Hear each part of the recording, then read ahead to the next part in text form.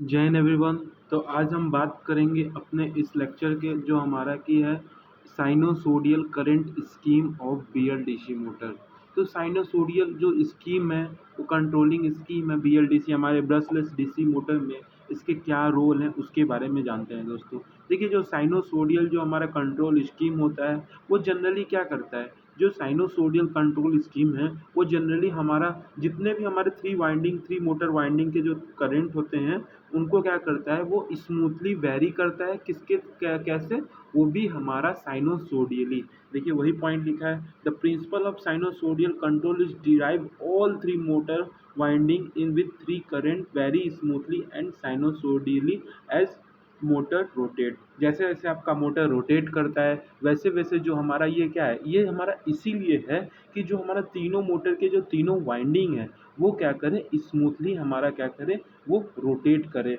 Plus इसके साथ साथ दोस्तों क्या है कि जो हमारा साइनोसोडियल कंट्रोलिंग स्कीम जो हमारी है, साइनोसोडियल कंट्रोलिंग स्कीम द्वारा जो दोस्तों रिक्वायरमेंट है वो क्या है कि हमारा जो साइनोसोडियल का हमारा जो रिक्वायरमेंट है कि हमारा ये हमेशा क्या होता है, हमेशा हमको पता है कि दो एक्सिस होते हैं, कौन कौन से, एक डी एक्सिस एक क्यू एक्सिस होता है हमारा, डायरेक्ट एक्सिस और क्वाड्रेचर एक्सिस। तो इसमें हमारा क्या होता है कि जो हमारा रिजल्टिंग जो स्पेस वेक्टर होता है, जो हमारा स्पेस वेक्टर होता है वो ऑलवेज क्या होता है, हमारा क्वाड्रेचर डायरेक्शन में होता है। किसके रिस्पेक्ट में, रोटर के रिस्पेक्ट में दोस्तों। तो जो हमारा स्पेस वेक्टर होता है वो क्या होता है, वो हमारा डायरेक्टली किसके होता है, क्वाड्रेचर के डायरेक्शन में होता है, वो भी किसके, जो रोटर। और उसके साथ साथ जो हमारा मैग्नीट्यूड होता है दोस्तों वो हमेशा क्या होता है, वो हमारा हमेशा फिक्स रहता है। आपको ये पॉइंट सारे रिमेंबर करने हैं। प्लस उसके साथ साथ दोस्तों जो इसका एक्यूरेट जो मेजरमेंट होता है,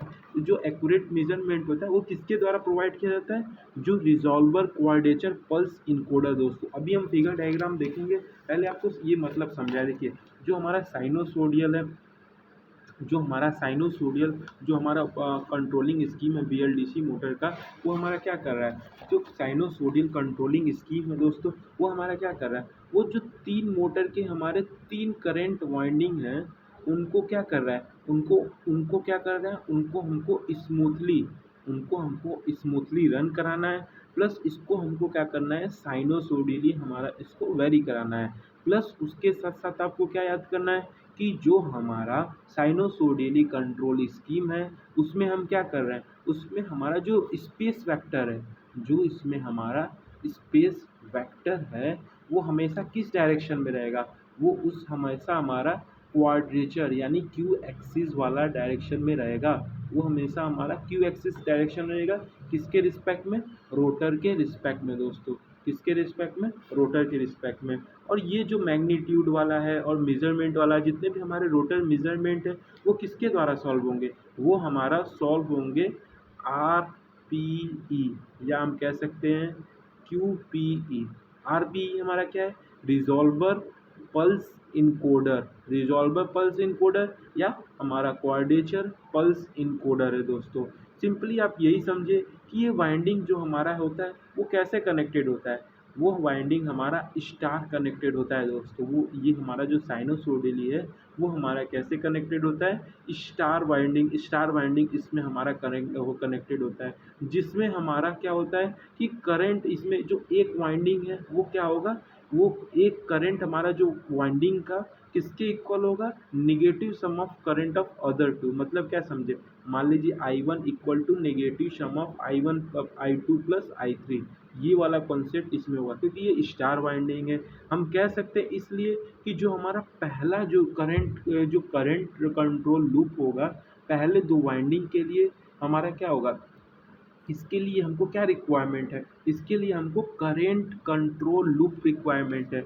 देखिए दोस्तों इनको हमको, जैसे कि हमको पता है स्टार वाइंडिंग है, इसलिए हमारे जो पहले दो करंट है I1 I2, इनके लिए हमको करेंट कंट्रोल लूप लगाना ज़रूरी है। क्योंकि उससे क्या होगा, उससे हमारा जो मोटर है वो एफिशिएंट वर्क करेगा।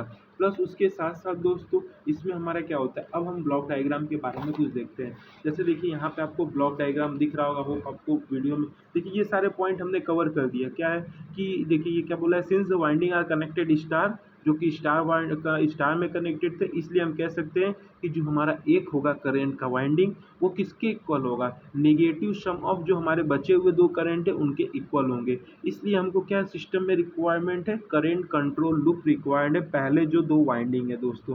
प्लस उसके साथ साथ आपको क्या याद करना है, ये पॉइंट याद करना है। इसमें हमको क्या पता चल रहा है ये बताइए। देखिए यहाँ पे साइनोसोडियल लुकअप लगाया गया है, इसके बाद इसमें हमारा जो भी हमारा डिजायर्ड टॉर्क यहाँ पे से आप देख सकते हैं, यहाँ पे आपको डिजायर्ड टॉर्क पता चल रहा होगा। देखिए आपको अच्छा से वीडियो दिख रहा होगा। हाँ, देखिए इसमें क्या हो रहा है, डिजायर्ड टॉर्क हम यहाँ पे अप्लाई कर रहे हैं, प्लस उसके साथ साथ हम किस पे अप्लाई कर रहे हैं, जो हमारा साइनोसोडियल लुकअप है वहाँ पे हमने क्या किया, डिजायर्ड टॉर्क यहाँ प्रोवाइड किया। इसमें से हमारा हमेशा दो कमांड निकलेंगे, एक हमारा कमांड फेज ए कमांड, दूसरा हमारा फेज बी कमांड। इसमें एरर फाइंड करने के लिए जितना भी हमारा एरर जो होगा उसलिए एरर का ये सिंबल लगाया गया है। एरर लगा के हम पीआई कंट्रोलर को भेज रहे हैं। अब पीआई कंट्रोलर को हम क्यों भेज रहे हैं, क्योंकि इसका जो आउटपुट होगा दोस्तों, जो इसका आउटपुट होगा वो हमारा टाइम वेरिएशन नहीं होगा, इसीलिए हम क्योंकि हमको इसका आउटपुट किसको भेजना है, पीडब्ल्यूएम जनरेटर को भेजना है। इसलिए हम क्या करेंगे, जो भी हमारा पीआई कंट्रोलर के द्वारा जो भी हमारा आउटपुट आएगा वो हमारा टाइम वेरिएशन नहीं रहेगा, कांस्टेंट रहेगा। पीडब्ल्यूएम जनरेटर के लिए हमारा क्या होगा, अफोर्डेबल, मतलब क्या कह सकते हैं उसके लिए अप्लीकेबल होगा। तो इसीलिए हम क्या करेंगे, उसमें एरर के बाद डायरेक्ट पीआई कंट्रोलर के बाद हम किसको भेजेंगे,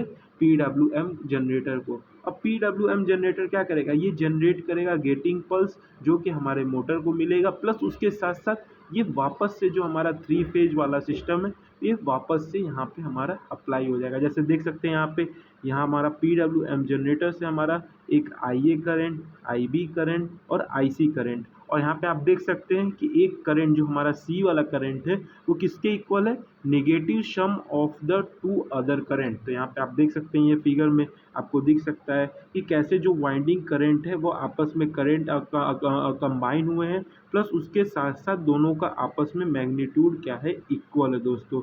प्लस उसके साथ साथ अगर हम बात करें जो पोजीशन का इंफॉर्मेशन है दोस्तों, जो इस इनकोडर के द्वारा हमको क्या मिलता है, पोजीशन का इंफॉर्मेशन मिलता है कि हमारा जो पोजीशन है इनकोडर कि वो बताएगा कि कैसे हमारा दो जो हमारे साइनोसोडियल जो हमारे वेवफॉर्म में जो हमारा लुकअप टेबल को मिल रहा है, ये दोनों जो फेज ए फेज बी उसका पोजीशन क्या है, उसका इंफॉर्मेशन इनकोडर के थ्रू हम यहाँ पे इनकोडर फीडबैक की तरह हम उसको भेजते हैं दोस्तों।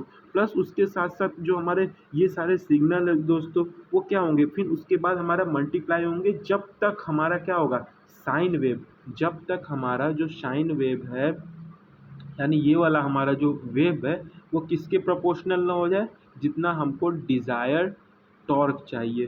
तो ये पॉइंट आपको याद करना है कि हमारा तब तक चलता रहेगा, ये लूप हमारा चलता रहेगा जब तक हमारा जो साइन वेव है वो किसके डायरेक्टली प्रोपोर्शनल ना हो जाए, जो हमको डिज़ायर्ड टॉर्क चाहिए। और इन दोनों का जो साइनोसोडियल का जो कमांड है दोस्तों, ये जो हमारे दोनों साइनोसोडियल करंट के जो रिस्पॉन्ड है, जो कमांड है वो रिक्वायर्ड होगा कहाँ, हमको रोटेटिंग सेक्टर में। जो रोटेटिंग करंट हमारे rotating stator current space vector है उसमें हमारा ये किस डायरेक्शन में होगा, अभी आपको बताएं किस डायरेक्शन में, क्योंकि ये हमारा रोटर का पोजीशन एक्यूरेट किसके द्वारा मेजर किया जा रहा है, QPE यानी क्वाड्रेचर पल्स इनकोडर के थ्रू।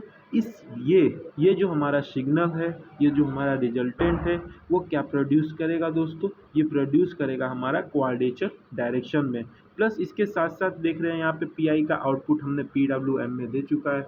फिर उसके बाद अगर कुछ और पॉइंट बचा है तो उसके बारे में देख सकते हैं। जैसे देखिए ये सारे पॉइंट हमने कवर कर लिए हैं। जैसे यहाँ पे देखिए लिखा है ना, PWM generate pulse to bridge the circuit to control the voltage supplied and winding which in control the winding current. वही सेम चीज़ लिखा है कि PWM क्या करेगा, हमको जितना रिक्वायरमेंट है, जितना वोल्टेज को जितना जो हमारा मोटर है उसको करंट जितना वोल्टेज रिक्वायरमेंट है वो उतना ही वोल्टेज और करंट उस हमारे जो कंट्रोल सर्किट है, जो हमारा ब्रिज सर्किट है उसको ये प्रोवाइड करेगा। प्लस इसके साथ साथ कुछ एडवांटेज और कुछ डिसएडवांटेज भी हैं दोस्तों। एडवांटेज काफ़ी उतना है नहीं, इसका केवल ये है कि जो हम इसके पहले कौन सा स्कीम यूज कर रहे थे, इसके पहले हम जो हमारा ट्रेपेजोइडियल हमारा जो कंट्रोल स्कीम था उसको क्या कर रहे हैं, उसको रिप्लेस करके हमारा साइनोसोडियल आ गया।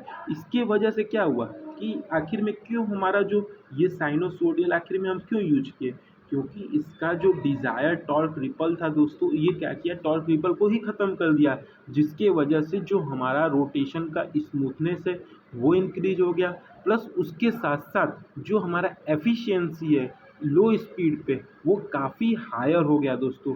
तो ये पॉइंट को आप मत भूलिएगा। क्या है कि साइनोसोडियल कंट्रोल स्कीम जो हमारा किसको रिप्लेस करता है, ट्रेपेजियोडियल को। ट्रेपेजियोडियल में क्या होता था, हमारा जो टॉर्क रिपल थे वो ज़्यादा आ रहे थे, इसीलिए हमारा साइनोसोडियल में ये टॉर्क रिपल वाला कॉन्सेप्ट ख़त्म हो गया।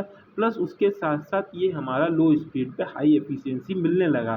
प्लस उसके साथ साथ बात करें अगर डिसएडवांटेज का, तो डिसएडवांटेज क्या है इसके, कि इसके पास लिमिटेड गेन है, प्लस उसके साथ साथ लिमिटेड फ्रीक्वेंसी है, जो कि ज़्यादा डिफ़िकल्ट होते हैं उनको कंट्रोल करने में, क्योंकि ये हमारा रेफरेंस करंट कमांड के सिग्नल पे वर्क करता है, इसलिए इसको काफ़ी डिफ़िकल्ट होती है कि कैसे हम इसको अपनाएं, कैसे इसको करें, एडॉप्ट करें। तो इसलिए कहीं ना कहीं लैग और गेन इरर का भी हमारा चांस होता है। हालांकि हम इरर लगाते हैं कि हमारा जो भी इरर हो वो एनालाइज हो जाए, लेकिन तब पर भी हमारा कहीं ना कहीं करंट लूप में कुछ करंट स्पेस वेक्टर में जो हमारा क्या है, डिजायर क्वाड्रेचर डायरेक्शन नहीं प्रोड्यूस होने से कहीं ना कहीं अनवांटेड टार्क हमको इस डायरेक्शन में direct axis D axis direction में हमको कहीं ना कहीं देखने को मिलता है।